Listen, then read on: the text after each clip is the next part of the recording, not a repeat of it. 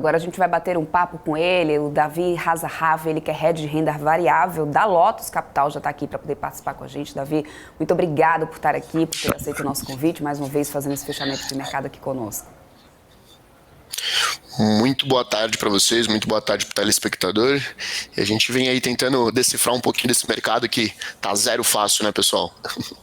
Zero fácil mesmo. E aí, o meu grande questionamento é, claro que é uma pergunta de $1 milhão, né? Mas a gente viu um mês de fevereiro totalmente diferente do mês de janeiro.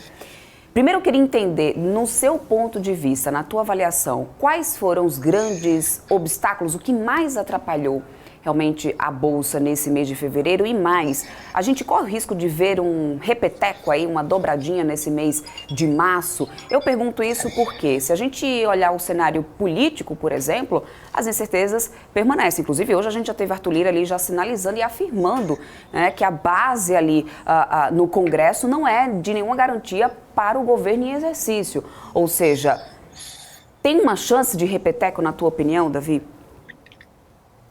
Bom, acho que esses pontos são bem relevantes, né? A gente teve um fevereiro horroroso, que se a gente tirar a pandemia do meio do caminho, que foi 2020, a gente teve o pior fevereiro, se eu não me engano, em 22 anos, ex-pandemia. Né? Assim, 7,5 de queda na Bolsa, é sempre bom a gente ter aquela noção de que para a Bolsa cair 7,5, a gente teve que ter ativos relevantes caindo muito mais do que isso para puxar a Bolsa para baixo.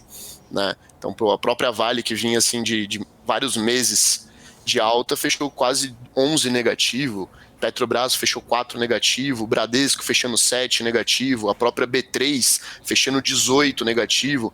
Então, assim, falando dos grandes nomes, porque esses são os que tem na composição do Ibovespa quem tem mais peso, né? Então, assim, acho que a gente teve alguns problemas em fevereiro muito relevantes. Primeiro, questão da Vale, né? Que acho que ter uma realização é meio que natural. A gente já vinha de uns 3 meses, se eu não me engano, até do próprio minério de ferro fazendo novas máximas. Né? E a gente teve o lado político também que atrapalhou muito junto com os Estados Unidos. Né? Estados Unidos continua assim, quando a gente estava vendo a luz no final do túnel aqui em relação à inflação, para a gente começar a ter a discussão de papo de começar a cair juros, eu não consigo enxergar que os Estados Unidos chegou nesse momento ainda, sabe? A luz no final do túnel deles em relação à inflação não está dando para ver, pelo menos pelas notícias que a gente tem na mesa, pelo tudo que eu leio aqui, tudo continua muito aquecido por lá. Né, questão de emprego, questão da própria economia, do varejo, saiu dado do seguro-desemprego também, mostrando que a economia está forte, continua aquecida, né, então assim, isso não tem segredo, vai bater numa continuidade de alta de juros, né, que assim, rouba fluxo dos ativos de risco no mundo inteiro, né, então assim, em vez da gente começar a ter um papo de pelo menos uma estabilidade na taxa de juros por lá, pelo contrário, né, os bancos continuam revisitando a taxa de juros para o final do ano para cima. Então, assim, de novo, eu acho que o que mais pega para a gente que está na Bolsa, olhando para ativos de risco, é para que o cara vai correr risco na Bolsa, para que o cara vai tirar a safe zone dele, se lá nos Estados Unidos ele tem uma segurança muito maior com uma taxa de juros que a gente nunca viu, né? Então, assim, acho que esses foram pontos importantes. E aqui, o que mais impactou e continua no meu radar de uma forma muito forte é a questão da independência do Banco Central. Passou um pouquinho, né? O pessoal parou de falar em relação à taxa de juros, de porque ela está lá. Roberto Campos parece ter parado de ser questionado em relação a isso, mas eu acho que foi uma briga que gerou muito ruído, né? Efetivamente, é o que eu tenho visto, tá? Em relação a todos os assuntos, é muito ruído em volta do que pode acontecer e efetivamente o que foi feito. Né, acho que de tudo que aconteceu, dos nomes nas cadeiras, né, do lado político, eu vejo que a única coisa que aconteceu de fato, que a gente tem que ligar o sinal de alerta, é a questão da gasolina e do etanol, que reonerou a folha, e o plano do Haddad aí foi criar essa MP, né, e taxar a exportação de petróleo do setor inteiro. Né, então, assim, ligar alerta para março. E acho que foram esses aspectos, tá? Se a gente for colocar tudo na mesa de uma forma resumida, acho que isso aí foi bem relevante. Capital estrangeiro saiu quase 2 bi em fevereiro, apesar de estar positivo. Se a gente olha os últimos 10 pregões, na verdade são quase 5 bi que saíram da Bolsa. A gente teve apenas 2 dias positivos dos 10 e o saldo negativo dos últimos 10 pregões de Bolsa é uma saída de quase 5 bilhões. Então, assim, ligar o alerta, né? Ficar de olho nas posições. Mês de março, assim, não continuo não muito otimista por tudo que a gente está vendo, mas antes de entrar em março, acho que fevereiro a gente consegue resumir bem dessa forma, tá?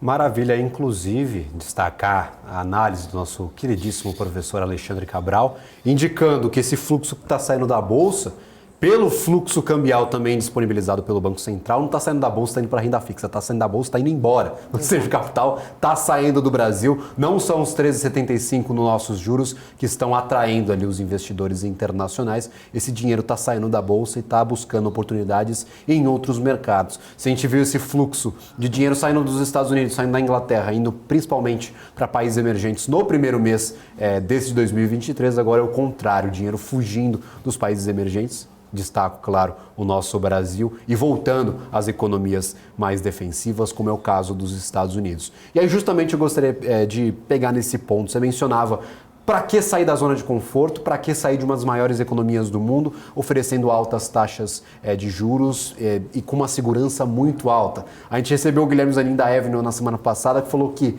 renda fixa só existe nos Estados Unidos, o resto é tudo spread, ou seja, não tem renda fixa no restante do mundo, é todo o spread de risco que é aplicado ali aos mercados emergentes. Então, como é que anda a sua visão para a exposição do capital aos mercados exteriores? É melhor o investidor que está posicionado hoje no Brasil buscar essas oportunidades, essa diversificação exclusivamente no mercado norte-americano ou há outros mercados a serem explorados? Como é que você avalia esse momento, claro, com essa expertise de trabalhar com o cliente, trabalhar com a formação de carteira, olhando para os mercados internacionais?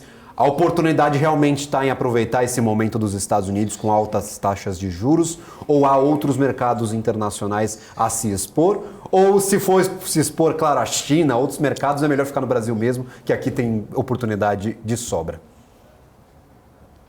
Boa, acho que essa é uma ótima pergunta, até começando pelo ponto do exercício que o professor Cabral fez, em relação a esse dinheiro tá saindo daqui, não é que ele tá indo para renda fixa, né? E eu acho, de novo, a segurança jurídica é uma coisa muito importante, não adianta a gente falar que bolsa tá barato, tá? A gente tá vendo que muitas empresas têm conseguido soltar resultado, depois a gente pode até entrar um pouco mais nesse aspecto micro de setores, de empresa, algumas coisas que eu ando vendo dificuldade alguns trimestres já, principalmente do setor de varejo, mas sem entrar muito nesse ponto, né?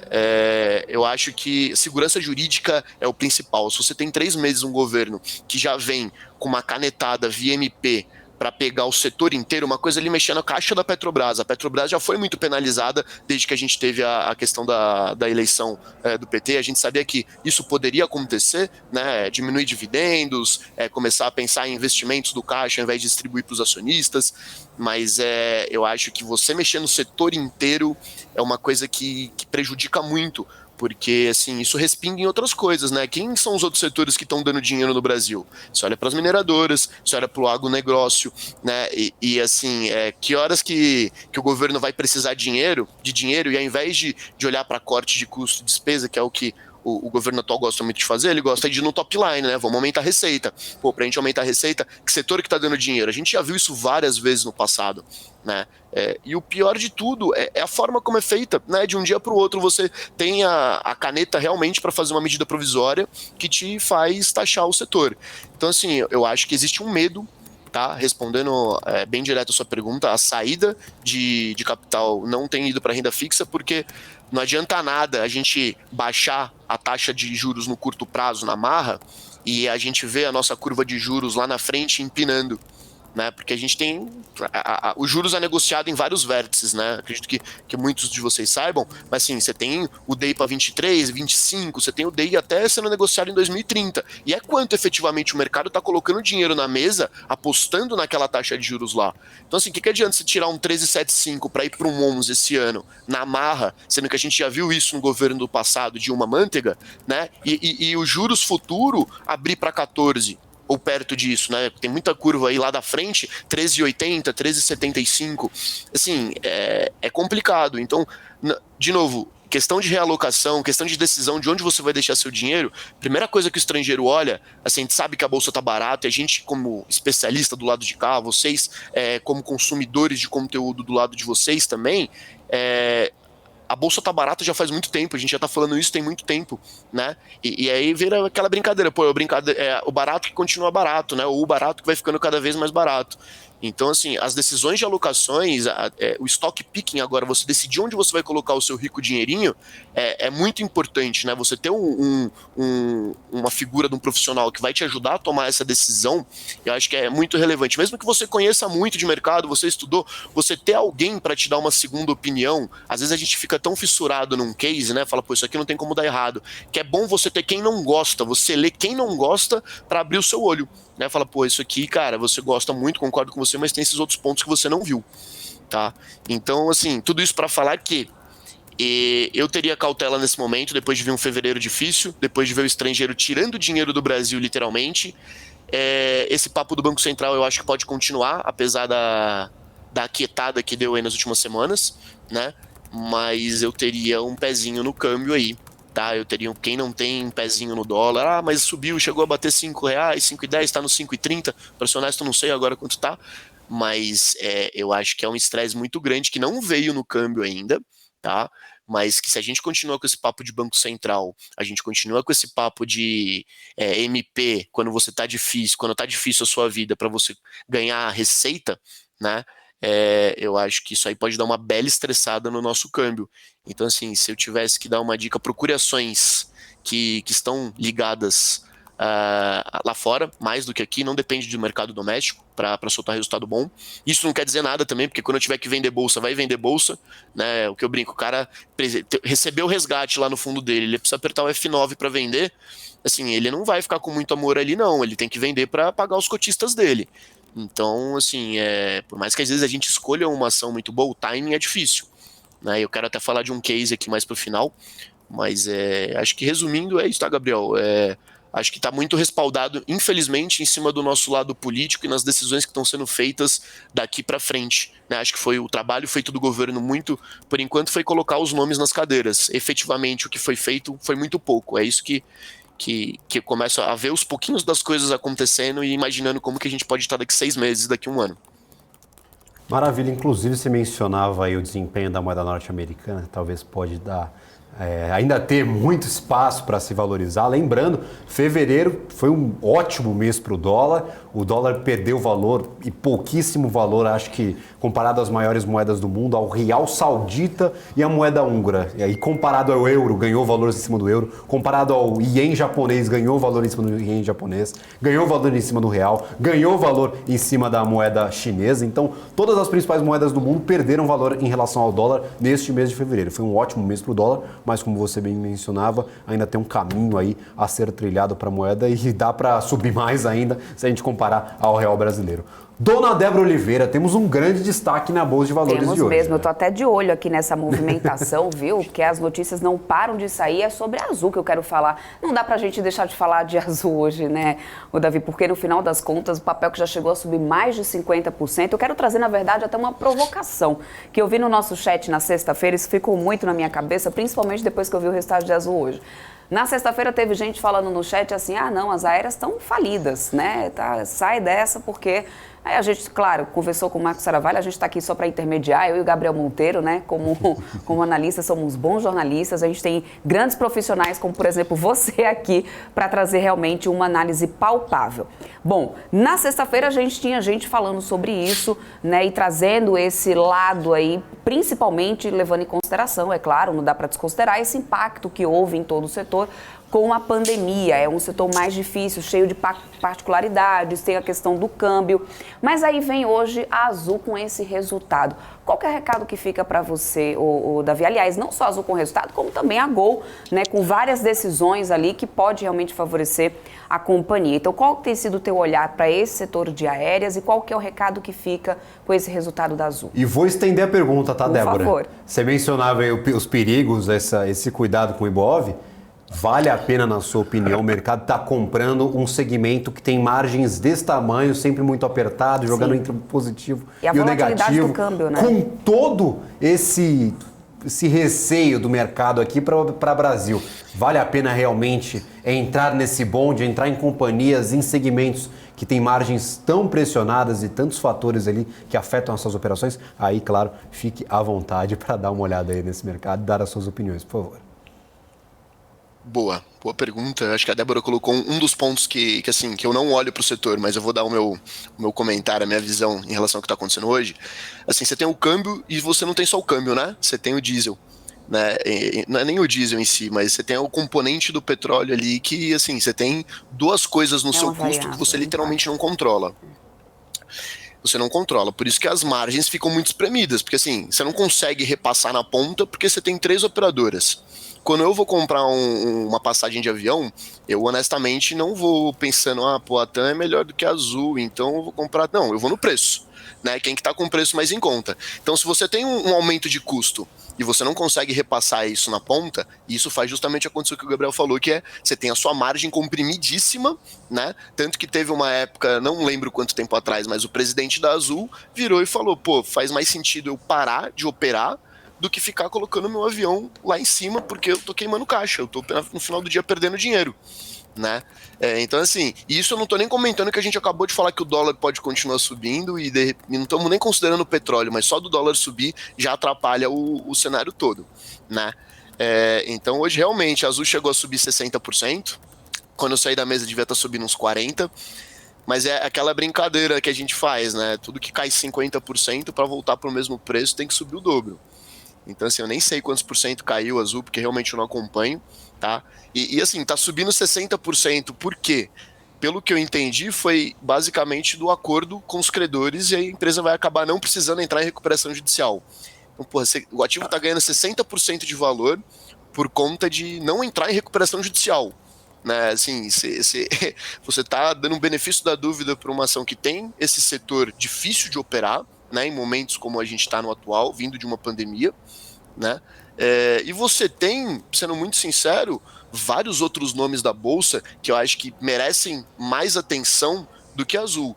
Né? Infelizmente, a pessoa física gosta disso, gosta de entrar em Americanas quando cai 60%, 70% e quer especular ali, quer entrar em Azul quando subiu 60%. Assim, o pessoal, a forma como a pessoa física deveria operar deveria ser menos nesse trading, menos nessa, como eu posso dizer, nessas incertezas, né? Do que tem um monte de empresa que eu tô vendo aí e tá nos últimos 5, 6 dias caindo 11, 12, né? Você pega uma JBS que ano passado caiu mais de 50%. Será que não vale mais a pena a gente perder nosso tempo, né? Não olhar só o gráfico, acho que o gráfico é importante, mas digo, perder o tempo de sentar na cadeira e estudar um pouco essas empresas para entender o que está fazendo sentido, o que não está, no sentido de notícias, no sentido de como vai o setor, como que a empresa ganha margem ou perde margem. Então, assim, é o tipo da ação que eu brinco, né? Tem um cliente às vezes que liga aqui querendo comprar Azul ou vender, assim, o que você acha? Eu respondo simplesmente, essa eu prefiro errar estando de fora. Né? Porque assim, eu trabalho com capital de terceiros e seria uma irresponsabilidade muito grande eu ligar para um cliente agora, vamos comprar Azul, óbvio que depende do perfil de risco, né? Mas eu acho que o papel subindo 60%, você tomar uma decisão agora do que fazer, Americanas, mesmo caso, caindo um monte, por que você vai mexer agora? Né? Então, assim, tem algumas coisas que eu prefiro errar estando de fora, né? E não contar para os meus amigos que eu peguei uma Azul e ganhei 50% e falar, não, pessoal, isso aqui eu realmente fiquei de fora, porque minha forma de tomar decisão não é olhando para isso. Eu acho que investidor pessoa física tem muito que aprender ainda, na minha humilde opinião, tá? Em relação a esses casos que são mais delicados, né? Não é moleza, assim. Se fosse moleza ganhar 60%, 50% de um dia para o outro, eu diria que a maioria das pessoas ou tem alguma informação privilegiada ou ela teve sorte, né? Não foi uma baita análise de vou comprar na sexta-feira e hoje está subindo 60%, eu acertei e sou muito bom. Né? Essa é a minha visão. É apostar no risco, né? Tem muita gente que dormiu comprada com a Azul lá na sexta-feira falando, pode ser que aconteça alguma grande efeméride, que é algum grande evento e o mercado precifique para cima o ativo. Lembrando, teve gente, se chegou em 50%, quase 60% de alta, teve gente comprando a esses valores. Se você entrou em Azul a 53% de alta no dia de hoje, você já está perdendo bastante dinheiro. Tá mesmo, olha só, por quê? O que acontece? Eu até atualizar, ele estava perguntando aí quanto que tinha acumulado da queda. A gente teve realmente aí, os últimos meses foram quedas muito fortes para a Azul, é tanto que, olha só, mesmo com toda essa alta, 40,19% agora, a gente já chegou a subir mais de 50%. Quando subiu 52%, foi que a Azul conseguiu zerar o acumulado de perda anual. Só que aqui, em 40% de alta no ano, ainda tem 7,81% de perdas aqui acumulada. Ou seja, essa alta que a gente tem hoje realmente ainda não significa somente lucro, né, no bolso, né, Davi? Não, exatamente. Exatamente, tem que tomar cuidado com essas coisas. Pois é. Não, exato. E Davi, incluindo aí, inclusive a gente falando sobre um case um pouco mais aberto, você mencionava em alguma das suas respostas que tinha uma empresa, um setor que você está olhando com um pouco mais de calma.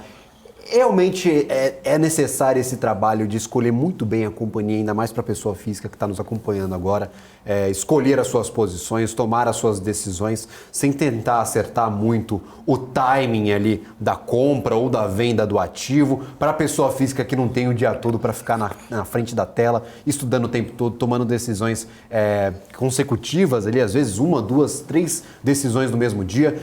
Vale a pena dedicar esse tempo para montar uma carteira um pouco mais para longo prazo? Como é que está a sua visão? Tem algum setor ou ativo que se destaca nesse cenário todo que nós montamos agora para Brasil, para março? Boa. Assim, não sei se para março em específico, mas eu acho que tem coisa boa que dá para a gente olhar e gastar dinheiro. Né? Não sei se vai ser o fechamento de março, não quero acertar o time, mas eu acho que tem coisa boa. Março aqui, que a gente montou o cenário agora para o mês, tá tudo ruim e agora tem algum porto seguro, alguma chance ali de você se posicionar para o longo prazo nesse ambiente que nós estamos vivendo hoje? Boa, perfeito. Eu acho que assim, antes até de falar, Gabriel, acho que é legal uma dica para o investidor no sentido de que tem muito cliente que vem aqui e fala, pô, mas eu não sei nada de bolsa, não sei nada. Eu falei, eu faço uma pergunta, você lê o jornal todo dia? Se você lê o jornal, você entende de bolsa, né? Para mim, essa é a grande verdade. Notícias. Alô, estão me ouvindo? Oi, tô te ouvindo, estamos Davi. escutando sim. Pô, desculpa, travou aqui. Imagina. Mas então, assim, todo investidor / cliente que lê jornal, que lê revista, que, assim, obviamente, né, inteirados no assunto de economia, inteirados no assunto de setor, infelizmente, inteirados no assunto de política, assim, você entende mais de bolsa do que você imagina, né? Às vezes você consegue até contribuir com algumas discussões que eu aprendo muito com os clientes também, né? Numa discussão, às vezes, com um cliente que também lê bastante, ele agrega no seu lado e assim, é meio que uma troca. Às vezes o cara está no setor de construção civil, ou o cara é um médico, assim, o cara é especialista no setor dele, né? Eu tô lendo um relatório do lado de cá e ele lá na ponta tá vivenciando o que está acontecendo no setor, né? Então eu acho que é uma troca aí que é muito válida. Então você que acha que não sabe de bolsa, mas tem o hábito de ler e de saber como está o seu país, você entende muito mais do que você imagina. Você só precisa virar a chavinha aí na sua cabeça. E falando assim de setor e ativos que estão me chamando a atenção, tá? Sendo bem direto ao ponto, setor de frigorífico, tá? A gente, obviamente, você tem alguns players ali dentro, uns não estão tão bem, né? Outros talvez estejam melhor. Não, de novo, não quero acertar o timing, mas eu acho que tem um papelzinho no setor de frigorífico que, assim, que tá... E não é empresa pequena, né? Assim, não é eu tô falando, vamos comprar uma empresinha do valor de 5, 6 bi de mercado. Falando de uma empresa aí que chegou a valer 40 bi. Na verdade, nos últimos 12 meses, né, o preço lá atrás chegou a valer 90 bi. Hoje ela está valendo uns 42, né? Tá valendo um pouco menos, na verdade, ainda que a metade que ela chegou a valer lá atrás. Então, assim, quando eu olho para a BRF, o papel, para mim, tá amassado, né, com justificativas, correndo para desalavancar, correndo para vender ativos que não estão ligados ao core business, né? A gente viu notícias aí que ele está querendo vender a parte de pet, né? Ração pet, alguma coisa nesse sentido, que geraria um caixa de 2 bi, e estão estudando vender mais ainda, né? Para chegar num valor de 4 bi por conta da alavancagem da empresa que está acomodando, né? Às vezes sua dívida aumenta, né? A sua relação dívida que o mercado olha muito, ela aumenta não porque você está aumentando sua dívida, mas porque você está diminuindo o seu EBITDA, né? Ou você está diminuindo sua geração de caixa. Então, assim, a relação piora também. Não é que necessariamente você tomou uma dívida e a sua relação de EBITDA, dívida líquida, ela aumenta. Se o seu EBITDA começa a contrair, você tem essa alavancagem subindo, e tem uma coisa que chama covenants, né? Que assim, quando você toma dívida, você tem um acordo com os bancos. Né, esse acordo diz o quê? Que se você bater, sei lá, vou chutar aqui nos seus números de cabeça, 6 vezes dívida líquida EBITDA, se você bater esse ponto, né, na sua relação de dívida líquida e EBITDA, você vai acionar alguns gatilhos em que a sua dívida vai ficando mais cara. O banco pode te cobrar uma dívida mais cara porque você está ficando muito alavancado. E o que isso quer dizer? Isso está significando para o banco um risco maior, né? Ele emprestou dinheiro para você num determinado ponto e a sua dívida só tem piorado desde que ele te emprestou. Então, você dá o direito dele te cobrar mais porque você está ficando um risco maior dentro da carteira de crédito desse banco, né? Então, a BRF está correndo para fazer isso. Não sei se está perto dos covenants, era só para explicar o conceito, que isso aí impacta muito o resultado, tá? Mas assim, não consegue gerar caixa, não olharia para a BRF, né? Eu acho que tem duas aí, sendo mais direto ao ponto, Minerva e JBS, que são empresas que estão conseguindo gerar caixa, que estão com dívida controlada, mesmo num cenário muito ruim, né? Assim, Minerva tem um valor de mercado um pouco menor, então quando eu olho do meu lado de cá, a minha responsabilidade de cuidar do dinheiro dos clientes, de novo, olhando o perfil de risco, eu prefiro ir numa empresa que tem um valor de mercado maior, né? Uma empresa que, de repente, se eu tiver uma saída de recurso de um fundo ou uma entrada, eu não vou ter uma volatilidade muito grande na hora desse cara entrar ou sair. Então, assim, quando você olha para a Minerva, ela deve estar uns 7, 8 bi valor de mercado hoje. Quando a gente olha para a JBS, ela tem 42, 43 bi. Isso é uma empresa, assim, que num cenário muito ruim do ciclo do boi ainda, né, que já vem vindo, um cenário em que JBS depende muito de receita de Estados Unidos e que tem sendo deteriorador de margem, né, tá prejudicando o resultado, essa até é uma das graças da JBS. Né, é uma empresa que não depende do Brasil. Apesar do Brasil, nesse momento, tá ajudando o resultado, tá ajudando margem. Mas a geografia de JBS, sim, está comprando uma empresa que ela é muito maior lá fora do que aqui, e muitas vezes a gente nem tem noção disso. Né? A questão de investimentos, a questão de compras que é feita, né, de outras empresas lá fora, assim, quando você para olhar, você vê que pô, a empresa ela é muito grande, né? E ela está caindo 50% ou mais nos últimos 12 meses. Pô, você vai fazer a lição de casa, está gerando caixa, está conseguindo desalavancar, está quase nada endividada. Você vê a relação de dívida dela ao longo do tempo, né? Nos próximos 4, 5 anos, ela não tem mais do que 400 milhões para pagar de dívida com 5 bi de caixa. O que isso se traduz? Momento difícil lá fora, fazer boas aquisições a preços bons, capacidade de distribuir dividendo, né? Que assim é um principal ponto, ainda mais quando eu olho para o gestor profissional. Pensa no cara que está sentado lá no fundo de ações, gerindo muito dinheiro. Ele não tem a opcionalidade que a gente tem de ficar com todo o dinheiro no caixa, 100% de caixa. Não, ele tem que obrigatoriamente, pelo regulatório, eu não lembro exatamente, mas entre 60% e 70% em ações alocado. Pô, em que você vai ficar alocado? Né? Você precisa decidir em qual ativo que você vai ficar alocado. Quando você olha na minha opinião, né? Quando você olha para a JBS, no preço que estava 42, bateu 18 com esse papo todo da gripe aviária, da vaca louca, assim, cenário perfeito de tempestade para ação. Ela segurando ali nesses 18, 19, assim, começou a me chamar muita atenção e o yield, né, muito convidativo. Se eu carregar JBS pelos próximos 12 meses, é um yield entre 8% e 10%, né? Assim, pô, eu vou carregar um ativo que é uma empresa gigante, que está conseguindo gerar caixa, que está desalavancando, né, que não tem nenhuma dívida muito grande para vencer agora, que vai ter que ter desembolso de caixa, né, que vai me pagar entre 8% e 10% de dividendo e está 50% mais barato nos últimos 12 meses. Assim, eu honestamente, é aquilo que eu falei, quando você olha para um case, você fica muito fissurado nele, né? Você precisa ver os lados ruins, você pode continuar com o preço do boi baixo por muito tempo, problema lá nos Estados Unidos ainda por muito tempo, pode ser, né?